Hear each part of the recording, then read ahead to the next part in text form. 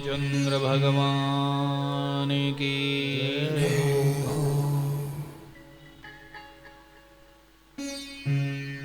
परम वंदनीय प्रातः सुमन्य पूज्य गुरुदेव, संत समाज ने भूदेव, भाविर भक्तों, भक्ति शक्ति स्वरूपा माताओं, अखिल कोटि ब्रह्मांड नायक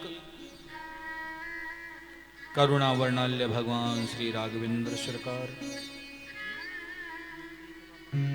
उनके असीम अनुकंपा से श्री हनुमान जी महाराज के प्रेमाशीर्वाद से, पूज्य गुरुदेव महाराज की प्रेरणा से ये दिव्य राम कथा हो रही है। इस राम कथा में आप सब लोगों का सम्मान, सबका स्वागत और व्यासपीठ से आप सब लोगों को मेरा प्रणाम।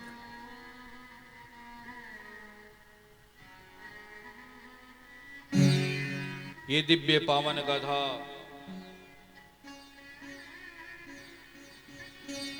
तुलसी बाबा अपने मन को श्रोता बना करके अपने आप से कह रहे हैं। त्रिवेणी के संगम पर बैठे हुए श्री याज्ञवल्क्य जी महाराज भरद्वाज जी से सुन रहे हैं और हम सब लोग सरस्वती के किनारे पर बैठ करके इस कथा का रस पान कर रहे हैं।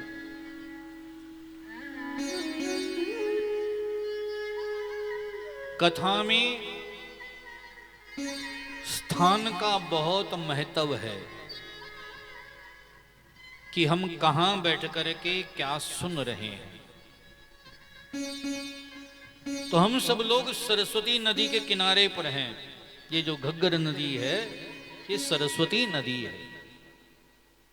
जहां आज हम बैठे, पहले कभी यहां से वो बहा करती थी, धीरे धीरे वो पतली होती गई, लेकिन फिर भी हम उसके किनारे पर बैठे हैं और भक्ति की कथा को सुन रहे हैं। पूर्व के प्रसंग में हम लोगों ने जाना भगवान शिव अगस्त्य ऋषि के आश्रम में पधारे हैं राम कथा सुनने के लिए। अगस्त्य जी ने राम कथा गाई, भगवान महादेव ने सुनी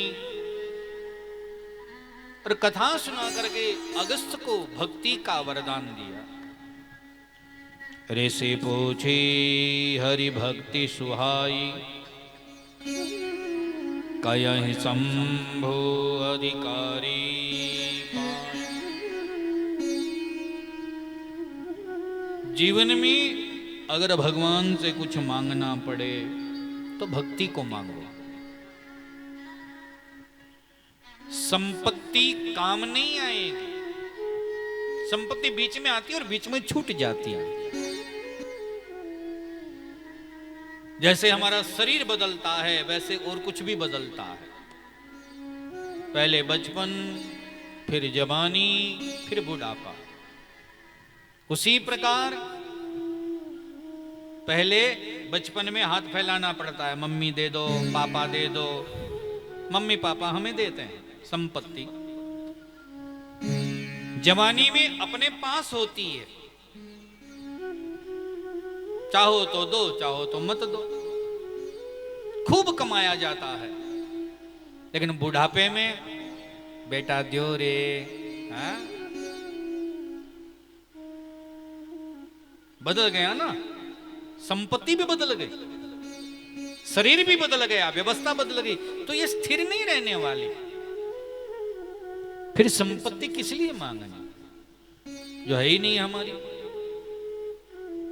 इसलिए ऋषि ने संपत्ति नहीं, धन नहीं।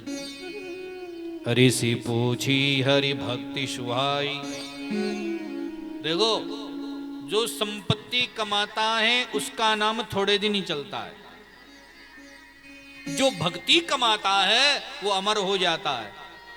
जैसे तुलसी बाबा अमर हो गए, कोठी वाले नहीं थे, बंगले वाले नहीं थे, फैक्ट्री वाले नहीं थे, लेकिन आज उनका नाम अमर है। मीराबाई सब कुछ छोड़ करके भक्ति में गई, आज मीरा का नाम अमर हो गया। लोग कहे मेरा भई बावरी, हाँ, सास कहे कुल नासी रे, फिर भी पग घुंघरू बांध मीरा नाची रे। जय हो। हाँ, वो भक्ति है। कबीरदास, रविदास वो धनवान हो गए। तो परमात्मा से जब भी मांगने का मौका मिले, संपत्ति नहीं मांगना। जैसे राष्ट्रपति हमारे सामने आ जावे और हमसे कहे मांगो क्या चाहिए, तो मांगने वाला कहे साहब बीड़ी दे दो ना। राष्ट्रपति से बीड़ी मांगे तो राष्ट्रपति भी कहेगा पागल है क्या, क्या मांग रहा है तुम मुझसे। उसी प्रकार भगवान से संपत्ति मांगना पागलपन है। जो लिखा है वो आ जाएगी, वो छोड़ करके नहीं जाएगी।